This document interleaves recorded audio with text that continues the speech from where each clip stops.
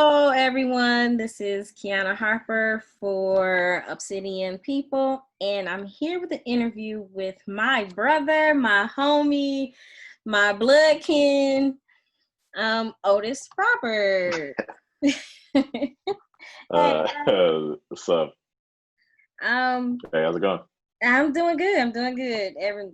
Celebrating my 40th. Feeling kind You of old. You feeling old. really old. I was just Whatever. I'm only 5 years younger, so right. I I'm know. not that much older. So. I know I told mom the same thing.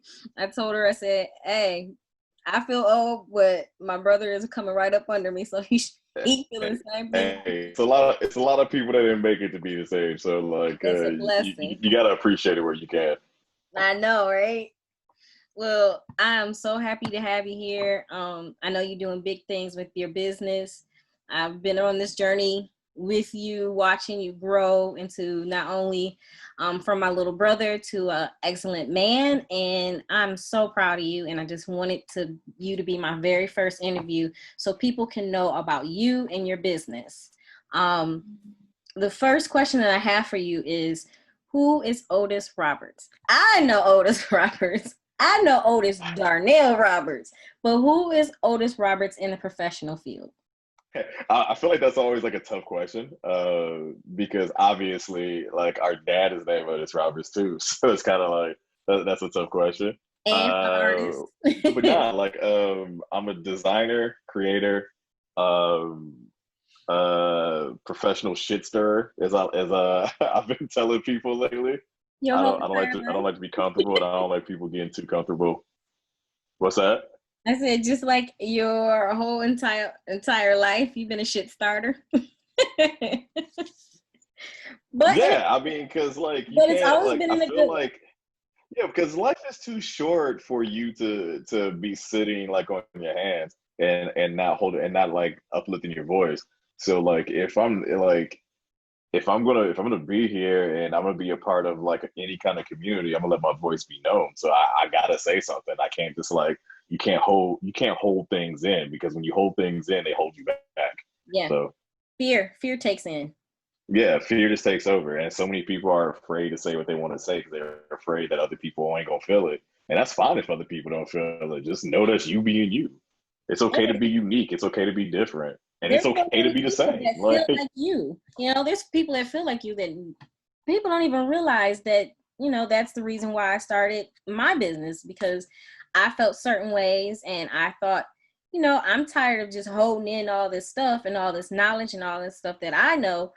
I know people feel like I feel. I know people go through. yeah, So it's wonderful to see that you can take your inspiration and your art and just push it out there and tell how you feel without any repercussion, have to worry about people feeling a certain kind of way, because that was always my issue, is worried about other people.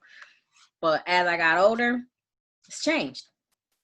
You either roll with the punches or yeah. See, stop listening. yeah, you just roll with the punches. Because the thing is like I don't really care what people say. Like I mean, there's two truths to that. I don't care what people say, but at the same time, I do. So it's kind of like I care what people how people feel about like the things that I do, because like I have empathy for other people. Uh, but I don't care what people have to say if it's something that doesn't add to my growth or my progress, as a man, as a person, as my business. Like there's just things like that I'm just all like I don't like, you can talk your shit, like I just don't care about that, like because I'm trying to grow as a person, and I'm trying to like make something, and trying to, and like as you know, like everything I make for the past like 4 years, like 4 to 5 years, like most of the proceeds go to charity. I don't actually pocket most of the things that I make. Yeah. So I get really upset when like, and this actually happened to me like at a protest, because I told a protester that like I literally just met that day. I told a protester like, hey, I gotta go, like I gotta go work on some stuff for a client, and they're just all like, oh, I can't wait till capitalism like is like destroyed and blah blah blah. And I'm just all like, that's cool, like, but capitalism ain't destroyed, and I got bills to pay. So Yeah. like, I understand where you're coming from. Like, I'm right there with you, but like in the meantime, like, In the I meantime, actually this would is like how to I pay eat my too. bills. Yeah, This is my job. My job is to do what I'm here to do and to help other companies. But I have an issue with the whole death of capitalism, and there should be stipulations, but it is it is what it is, and you have to roll with the punches with that also. Like, you can't just say death to the bit, death to that. It's well, much more. yeah, because like the thing It's is much this. more than that. Yeah, I think there's more nuance in a lot of things that people just don't really care to like dig into. Like, because like there's a grandiose like sentence when you say death of capitalism. Capitalism is evil. Capitalism is racist. Which all of those things They're are true. factually true. They're true. I'm not saying they're wrong. They're definitely rooted in like in prohibiting people from upward mobility Yeah. and keeping people down. But in the meantime, like, how do you overthrow a system where you can't I can't be homeless and do this. Like, you need resources, so Right. you have to work within the system sometimes to dismantle that very system. Yeah. Yeah, you do. You have sometimes you have to use the enemy to gain your footing. As hard as that is.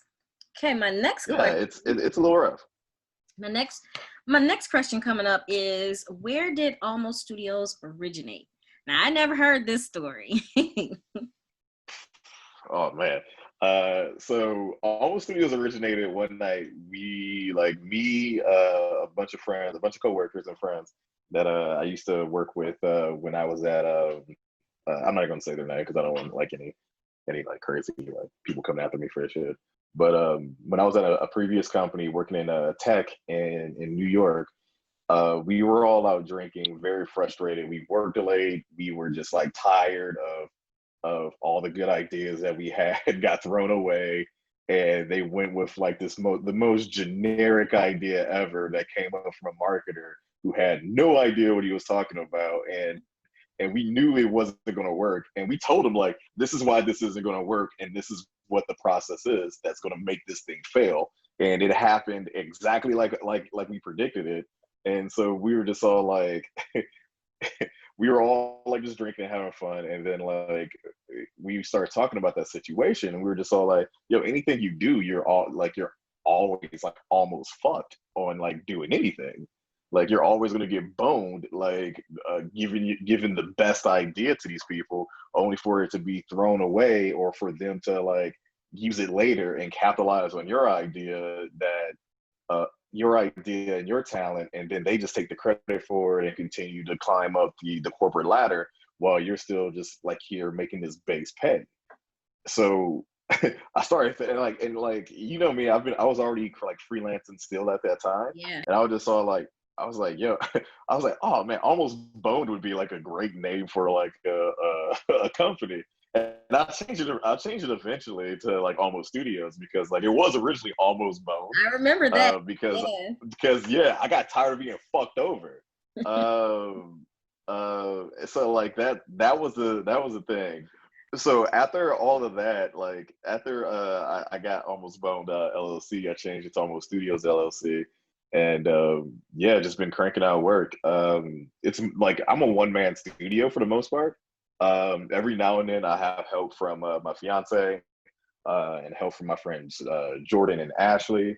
They do copywriting, and like one's a designer who like they're all amazing. Like, and all these other people I used to work with who are like family. They're very close to my heart, and we just like they help when they can, and everything else is just me. Yeah, I'm a one man band. That's awesome. Yeah, and that's a difficult place to be in. I know, starting out fresh, calling you frustrated, like, I don't even know what to do. I don't know where to start. I don't know. I don't know. I don't know. I Yeah, don't I mean, because the most frustrating thing about like doing anything that you like love to do, and then trying to like profit off of it and make like a little bit of money from it, like it doesn't even like I know I'm not going to be a billionaire or a millionaire doing this, and that's not the goal. Like money isn't the goal of the reason I do anything, because like if money is a motivate, it's the only motivating tool for you to do something, it's going to get boring very quickly. Um, like I love what I do, and I get to wake up every morning doing what I love at any given time that I want to do it. Whether it's rain, sleet, snow, day or night, all I gotta do is just open up my laptop and get to work. And I don't have to go to an office. I can go on vacation. Like I'm like me and Nana went to Japan and I was still working. So Yeah. like When you came like home, you were still I'm good. working. Yeah, when I came home, I was still working. So like it is a lot of work, but like it's a lot of work that I can do on my own schedule, my own time. And I get to choose the projects and clients that I want now that I actually got like a little bit more of a name to myself. Because starting out, it was kind of hard, but like because I quit my job, like Yeah. like I literally quit. I quit my tech job at like this small startup out there. I left the other company with my friends. Um, I went to this small startup as a creative director, and I quit just because I'm like I'm sick of people not actually listening to the expertise that they hired. Like if you hire someone and then you tell them why they are wrong for the advice that you're actually paying for, then I'm like, what's the point of being here? I don't. If that's the case, I can just do that. I can just do it somewhere else. I can do this for myself. To me, that's bad leadership. That's bad. Yeah, it's bad leadership. Bad leadership. And It's like it's not. I don't even think it's bad leadership, because like you can lead a company and still be terrible at like dealing with people. It's more. It's like I think most bosses, and not even bosses, most supervisors and like people just don't know how to be a mentor. And not in the sense of like, oh well, I need a mentor to tell me how I should be, but like more like guide yeah. your principles of how you interact with people in the company and how you do things within the organization. There's just not a lot of people who do that. Well, yeah, And they don't teach that either. no, they don't. They don't teach it. It has to be a personality trait for people. And a Yeah. lot of people don't have that personality trait, especially people who are in leader positions. Um, I don't know why that is. It's kind of weird, but you would think a leader position can lead and help guide, but sometimes they're so busy with their mind on other stuff. They're not thinking. They're just like, No. no, I don't like this. Figure it out and and on to something else. Yeah. Yeah. Like the common designer meme is like there's always one person in the room that just goes, I like this, but I don't know, it just doesn't pop. And you just so like, am I like what filter is pop? Like, am I just supposed to sprinkle like pop on that? Like what like how does that work? You know? A little It's glitter. like Glitter. I think it's like especially because like I've been designing since I've been 14. So like I'm used to hearing it, and I'm used to like hearing some of these like horror stories, and I've actually been through some of these horror stories, but it's always like that's the one that always like comes up and just like it just doesn't pop, and I'm like, what the hell does that even mean? Like, so what are you like the biggest thing? And this goes for like not even just design. It goes for like dealing with like individuals, dealing with organizations, dealing with everything. Is what are your expectations to get out of each interaction that you're having with anything? How are you interacting with everything in your life, and what is the expectations do you expect to get out of it? And are they realistic, or Right. are they not realistic? Can they get to a certain point first, and then you go to the crazy like the realistic expectations that you have, or can you just or is it just a bad idea? Because sometimes you think a good idea is a good idea and you spend all this time on it only to come out that like this was a terrible idea Terrible to idea. begin with. Yeah. That happens. Yeah, and it's okay. That happens more than people know with creatives. That's Yeah, any you art. have to know when a yeah, it's like design is like it's part of art, but it's also more of it's more problem solving than anything. Yeah. Well, Like I I'm a can't problem solver. because I can't draw a lick. I've never been able to draw a lick. But I can write. Yeah, but like that's the thing is there's a writer and then there's a creative writer. There's segments of it. There's segments to everything, and things are more nuanced than just being you're a writer, so you can write everything, or you're a logo designer, so make me a website. Like Yeah. that's not the same toolkit. No. Not a lot of people have that same skill, and I think that's just And like I'm just gonna that's the say this thing that for I myself. really want people to like focus. What is the mission of Almost Studios? Um, we really don't have like I don't really have a mission statement besides do dope shit. I So know. that's the driving mission statement is do dope shit. Like if I have an idea for something, like I have an idea for a T-shirt that's coming out about like um good how good intentions can affect people and how good intentions aren't like necessarily good intentions. Because like, and what I mean by that is just so like if you post on Instagram about like let's say like George Floyd or something like that, and you don't actually do anything besides like post on Instagram, those are just good intentions, Yeah. and that doesn't do like for a lot of things that doesn't do anything. Like No, you're literally just yelling in an echo chamber to a about bunch of other people. about yeah, but to a bunch of other people who think like similarly to you, like giving your time, giving your money, like being active in the community is how you change things. Yeah. Uh, Martin Luther King wouldn't have did the march on Washington if it was just a Twitter post. Like you can't you can't equate the same thing. And so many people think I like think yeah, and so my many people think this is biggest good pet peeve, intentions. big Yeah, pet peeve. like So many opinions and not enough action, not enough truth. That's well, it's so many opinions and not enough facts yeah. because now people choose their own facts. So that's Well, you can't, and that's the craziest thing. You can't choose your facts. It's either fact or it's fiction or it's an opinion. An opinion is neither one of the other two. So exactly. yeah, you have to back it up, and I think that's the reason why I get in so many Twitter fights and Instagram fights with people. Like that's just an opinion. It doesn't mean anything. It doesn't state anything. You're criticizing someone for who's actually out there blazing guns for rights and for what they believe in, but you're sitting on Instagram typing about it. Yeah. Or resharing someone else's artwork that's doing like more. Like that's the thing. Like and like don't get me wrong, I share things too to like people and friends of mine because like I have tons of friends who don't necessarily think like me. Right. And I think hopefully I hope other people do too. But like I've like I want to share and put on other people's work and other artists who are doing stuff too. But also at the same time, I built a resource page. I built like posters. I went out to the community and talked to people. I've donated my time to local organizations in Brooklyn, New York, to help them build a better, stronger like brand to help like get more people in the community involved. Like there's just more work to be done than just like sitting at a computer and feeling sorry for like a day and then you're back to your regular life like on Mhm. Amazon ordering Kit Kats. Like that's just like a man was murdered. Like Yeah, and it's not a continuing to fad. be murdered. For us, it's not a fad. It's life.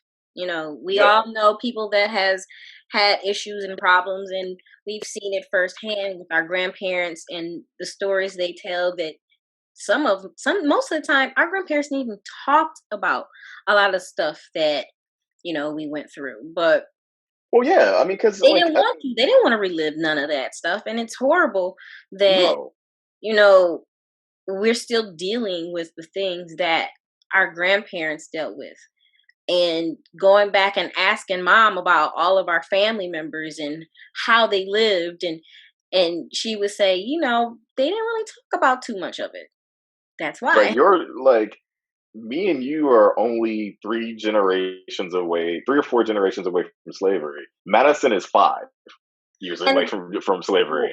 the funniest thing is when I tell people my grandmother just passed last year.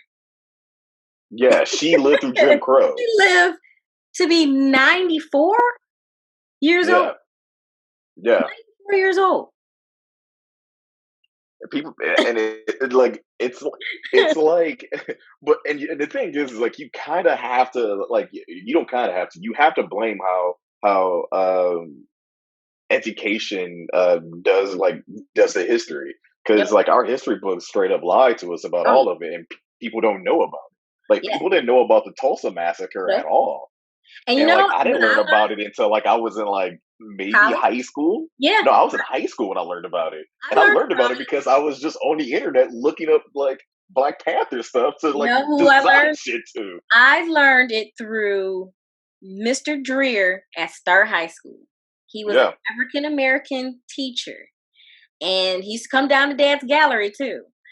Um, he taught African American history, and he was wonderful. And he was so amazed at how much I knew because of our father. And yeah, looking in on that, um, I had to say, wow, they never really taught us a lot of this stuff. Our parents taught us this. But then when I got into college and I saw the difference between the history books and when I read yep, my kids' history book, I was like, this is these are lies. yeah. Where did this come from? Yeah, like the history books tell a version of American history that's like they whitewash it, they Disneyfy it, they make slavery seems like it was as whatever that congressman recently said, a necessary evil, Mhm. and it really wasn't. Like it wasn't. Yeah. So like it's one of those things where like you have to like it's it's our responsibility to teach the uneducated. If you're educated, teach the uneducated, and just try your best to like just do more. Yeah. Like especially like during this pandemic, I just feel like there's so many things are bombarding people's like psyches with like death and drama and like everything that's going on, that I think people are easily trying to turn off to it and just kind of like forget about it. Like I don't want to forget any of these moments just because like I know like it it'll not only make me mentally stronger and physically stronger, but it will make me more aware of like what I'm capable of doing in any situation. Oh yeah. Like don't like people want to run from pain instead of confront it, and like we're living in a painful time right now. Yeah. It's better to confront it and look at it and change it. It, Exactly. it can be changed, and that's the problem that I have with a lot of people. The Yeah. unwillingness to. The only thing constant is change. Yep. And a lot of people don't realize that. No matter, it's going to change with you or without you. That's just Yeah.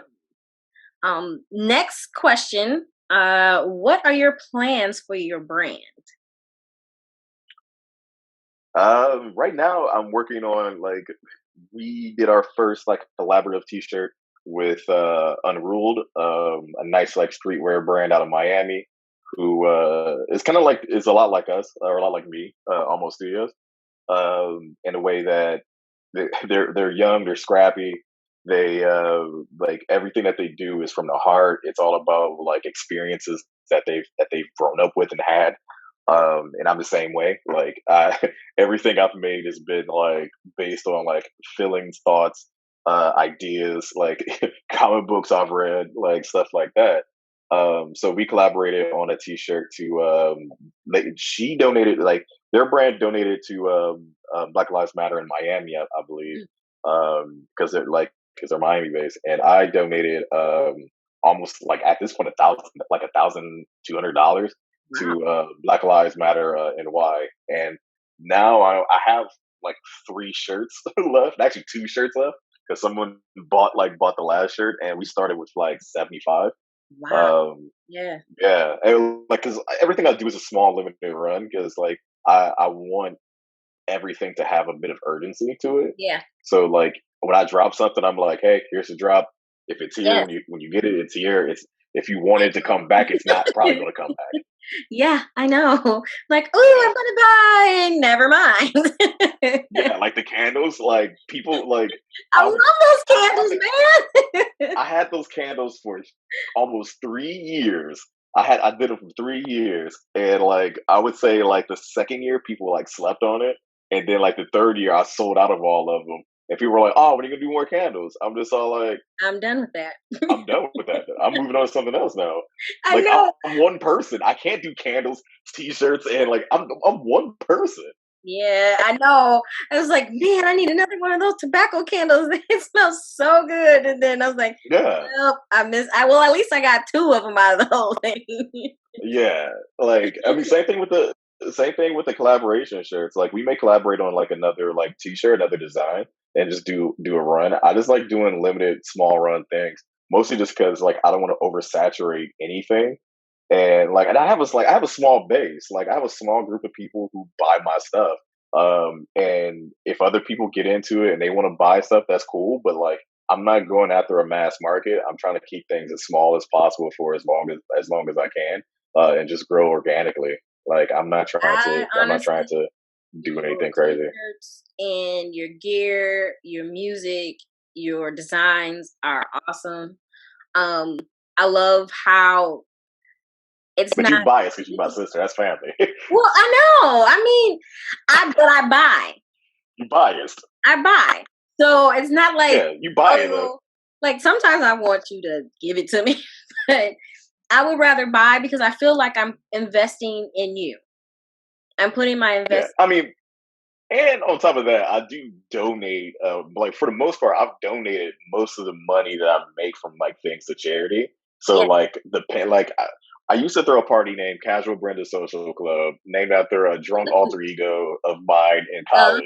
Uh-huh. I used to be Casual Brenda, that used to be was my casual as hell. next one going. Uh, so I did like a little party where like if like I would make pens and like specialty cocktails, and like the bartenders would make the specialty cocktails. I'll sell pens, and if you had a pen on to the next party, you'll just end up getting like a free drink, the free specialty cocktail. And it was a success. Like people came out, people enjoyed themselves, and like there was only one that was kind of like not a lot of people came, and it was just because like bad weather and like I think bad location.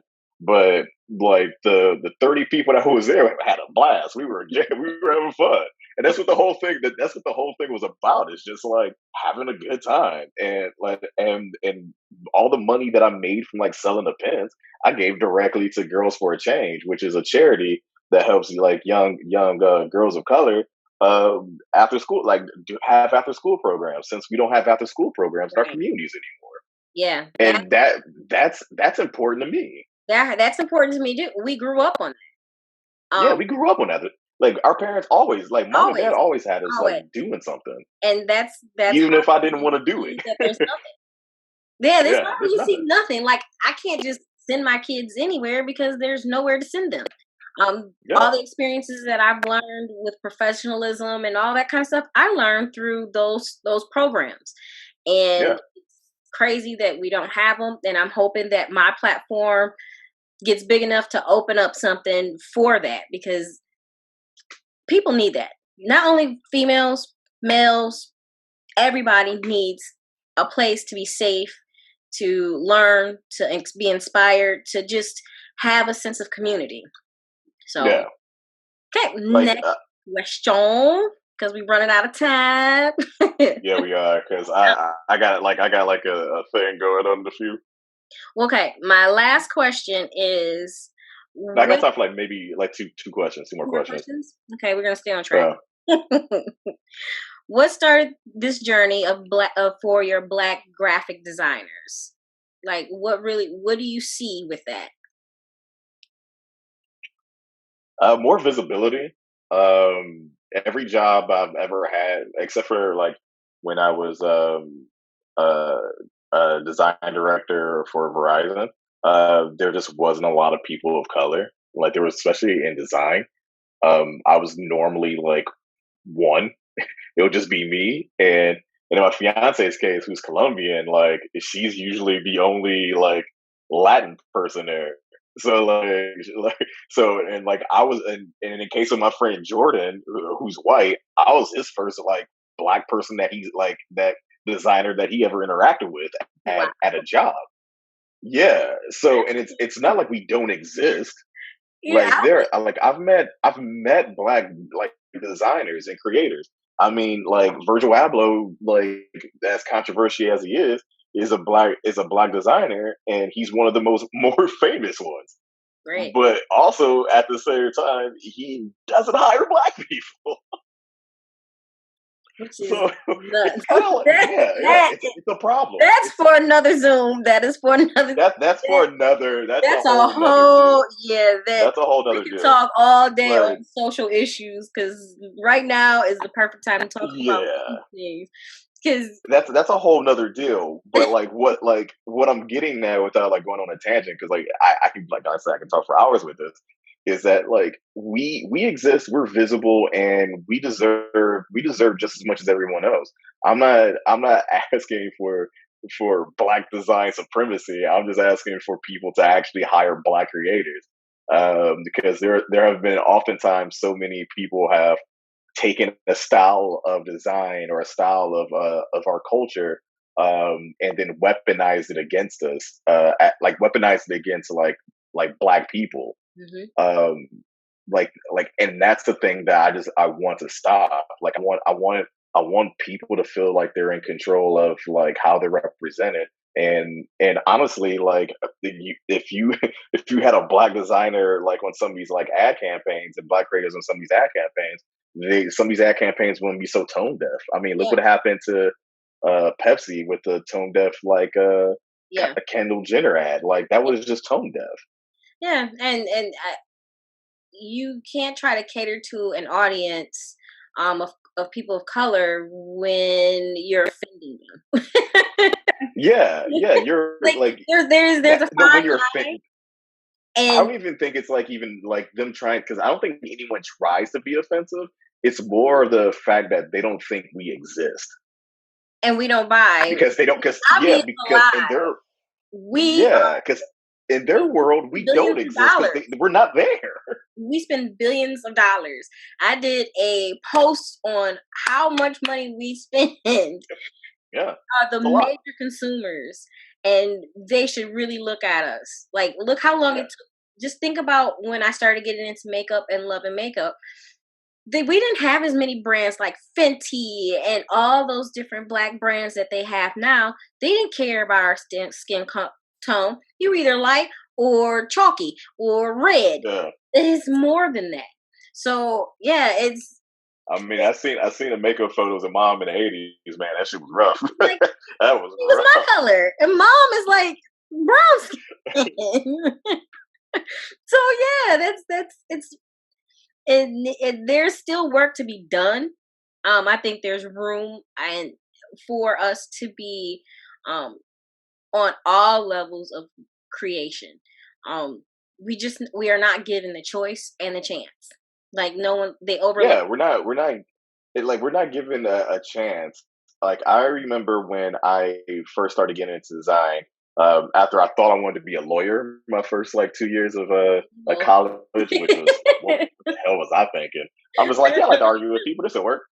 Um, I was just like, this is terrible. I'm going into design, and people like nonstop told me you can't make money in design. Design, like black people don't do design. You should just like stick to being a lawyer. And I'm just all like, or stick to trying to be a lawyer. And I'm just all like, I don't have fun with that, and I know myself. And if I can't have fun with it, or I don't find it interesting, I just won't do it. Mhm. Like I have like a mental block in my head where like if something's just not interesting to me, I'm just all like, yeah, I Yep. just avoid it. I got like 5 blog posts that I've started that I'm like, this is boring. Yeah, because like if I have to feel it, like it has to be in my bones Yeah. for me to be like, okay, I'm here for it. And like to me, that just wasn't it. And while I was in those classes, there were a few like black people in the classes, but like they would have to actually leave their city and like do other things in order to get hired somewhere else. And I just think that's just tough, man. Well, especially Because like I think like the study that they did like a few years ago is there 2% of design like jobs go to black people. 2%.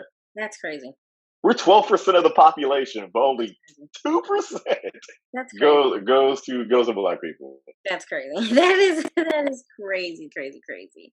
And for Yeah. my last question, um, where do you see you inspiring others and younger kids to get into design?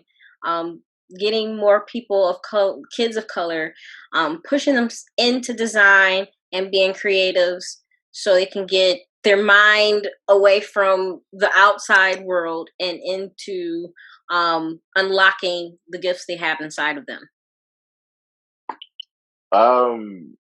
That's a good question because I kind of like my role is just to be a beacon of light, and that's it.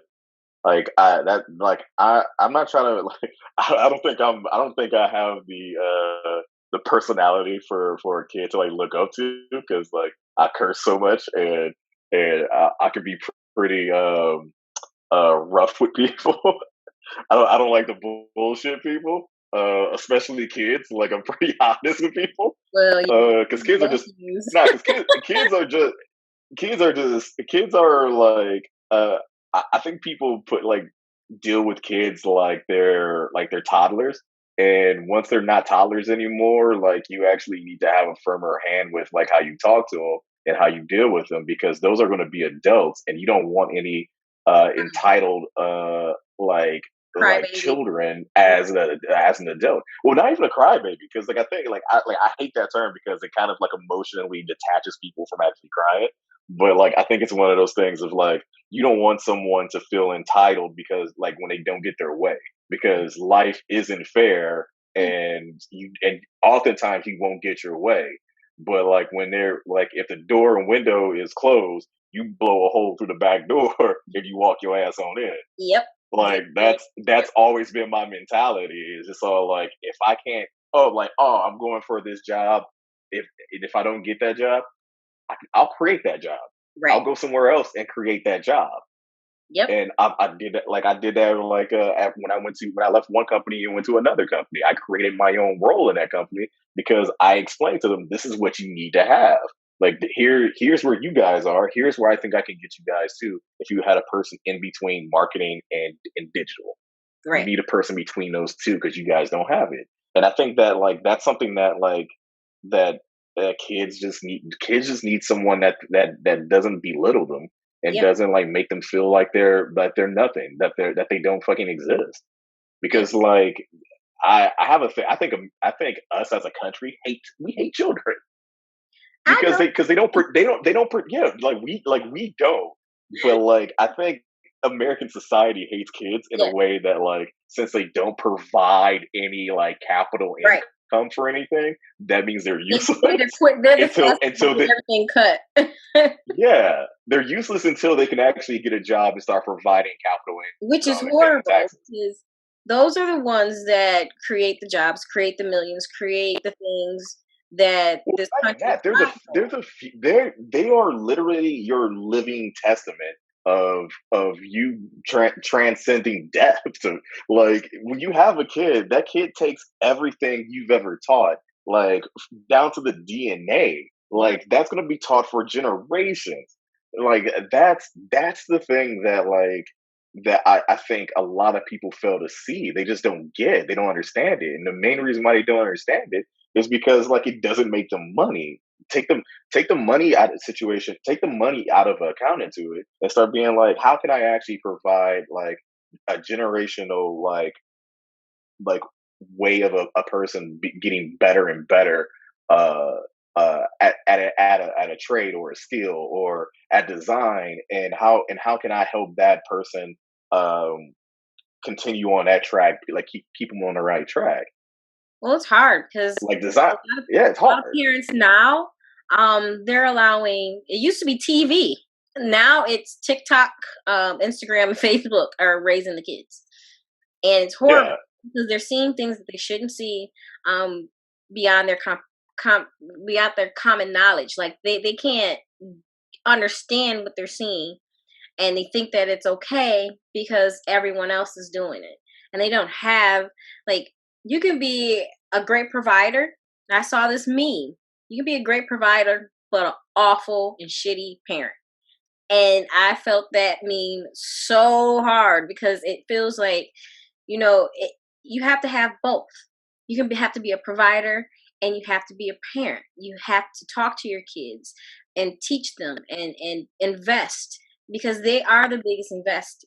That's your biggest life investment It's in there. Yeah, it's like when you buy a house, you're not only buying a home, you're buying an investment. Like you should treat your children and your family the same way. That's an investment. That's not just a place where you put your shit at. That's a home.